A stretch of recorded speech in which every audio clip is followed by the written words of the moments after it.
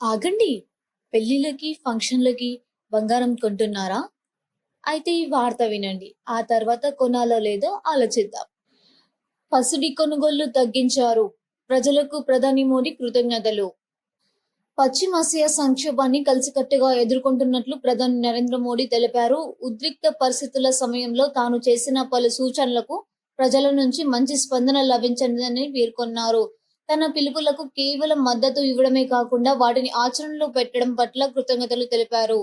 తాను ప్రజలను బంగారం కొనుగోలు తగ్గించాలని, ఇంధన వినియోగాన్ని నియంత్రించాలని చేసిన విజ్ఞప్తులకు దేశ ప్రజలు సానుకూలంగా స్పందించారని చెప్పారు. ఇక మొన్న ప్రసారమైనటువంటి 135వ మన్ కీ బాత్ కార్యక్రమంలో ఆయన ఈ వ్యాఖ్యలు చేశారు. ఇక అలాగే భారత్ సాధించిన పలు కీలక విజయాలను ప్రస్తావించారు. ప్రజలకు తమ రోజువారీ జీవితంలో చేసిన చిన్న మార్పులే పెద్ద ప్రభావాన్ని చూపుతున్నాయని, ఇక బంగారం కొనుగోలు తగ్గించాలన్న పిలుపులను ప్రజలు అనుసరించారు. ఇక అనేక కుటుంబాలు ఈసారి పెళ్లిళ్ల కోసం కొత్త బంగారం కొనుగోలు చేయకూడదని నిర్ణయించుకున్నాయని చెప్పేసి ఈ విధంగా అయితే తెలిపారని కూడా చెప్పుకోవచ్చు. ఇక మరి మీరేమనుకుంటున్నారు?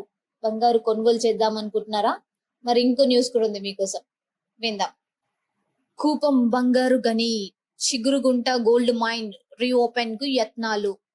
టెండర్లను ఆహ్వానించిన ప్రభుత్వం ఈ నెల 25న టెండర్లు దాఖలు చేసి 2 కంపెనీలు 272 హెక్టార్ల విస్తీర్ణంలో మైనింగ్ కు టెండరు. ఇక టన్ను ఖనిజం శుద్ధి చేస్తే 5.5 గ్రాముల గోల్డ్, ఇక సుమారు 8.5 టన్నుల బంగారం వెలికి తీసే ఛాన్స్. ఇక 1978లో ఈ మైన్ గుర్తించిన అధికారులు ఎంఈసిఎల్ సంస్థ ఖనిజం వెలికి తీసి కేజీఎఫ్ కు తరలింపు. ఇక అదే విధంగా నిర్వహణ కష్టంగా మారడంతో చేతులెత్తేసిన ఎంఈసిఎల్ 1982 నుంచి 2001 వరకు ఖనిజం వెలికి తీసిన విజిఎంఎల్ నష్టాలు రావడంతో చిగురుగుంట మైన్స్ మూసివేత.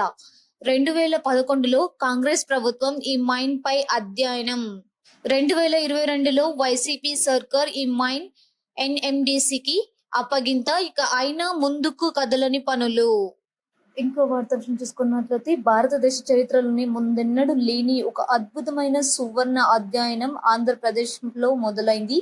ఇన్నాళ్ళు మనం కేజీఎఫ్ సినిమాలోనే లేదా ఎక్కడో కర్ణాటకలోని కోలార్ హట్టి గనుల గురించి మాట్లాడుకున్నాం. కానీ ఇప్పుడు యావత్ భారతదేశ ఆర్థిక ముఖ చిత్రాన్ని మార్చేసేలా మన ఆంధ్రప్రదేశ్ గడ్డపై నుంచి స్వచ్ఛమైన బంగారం మార్కెట్ లోకి వచ్చేసింది. ఇక జొన్నగిరి గోల్డ్ మైన్ ప్రాజెక్ట్ లో అత్యంత నాణ్యతతో ఉత్పత్తి చేసిన మేడ్ ఇన్ ఆంధ్ర గోల్డ్ ఇప్పుడు కర్నూలు మార్కెట్ లో విక్రయానికి సిద్ధమైంది. కొండారెడ్డి బుర్జు సాక్షిగా స్థానిక వ్యాపారులు ఈ బంగారాన్ని విక్రయిస్తుంటే రాయలసీమ రత్నాల సీమ అనే మాట అక్షరాల నిజమైందనిపిస్తోంది. మన ఇంటికి మన బంగారం అనే నినాదంతో మార్కెట్ లోకి వచ్చిన ఈ గోల్డ్ బిస్కెట్లను చూసి వ్యాపారులు, ప్రజలు సంతోషంలో మునిగి తేలుతున్నారు. మరి చెప్పండి, ఇంకా ఇక బంగారం కొనుగోలు చేసే వాళ్ళు ఏమనుకుంటున్నారు? ఏం ఆలోచిస్తున్నారు? బంగారం కొందాం అనుకుంటున్నారా? ఒక్కో న్యూస్ ఒక్కో రకంగా ఉంది. కానీ ఫంక్షన్స్ ఆపుకుంటామా? ఆపుకోం కదా. పెళ్లిళ్ళు పెండింగ్ లో పెడతామా? పెట్టాం కదా.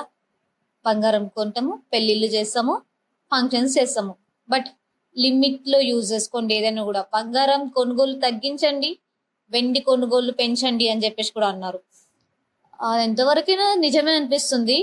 ఇప్పుడు వెండికి సంబంధించి చాలా ఆర్నమెంట్స్ కూడా వచ్చాయి, చాలా మంది యూజ్ చేస్తున్నారని కూడా చెప్పుకోవచ్చు. బట్ బంగారం, వెండి ఏదైనా సరే మనకు అవసరం ఉన్నంత వరకు మాత్రమే యూజ్ చేసుకుందాం. ఎందుకంటే మనం ఎంత ఎక్కువ యూజ్ చేస్తే అంత ఎక్కువ రేట్ అనేది ఇంక్రీజ్ అవుతుంది.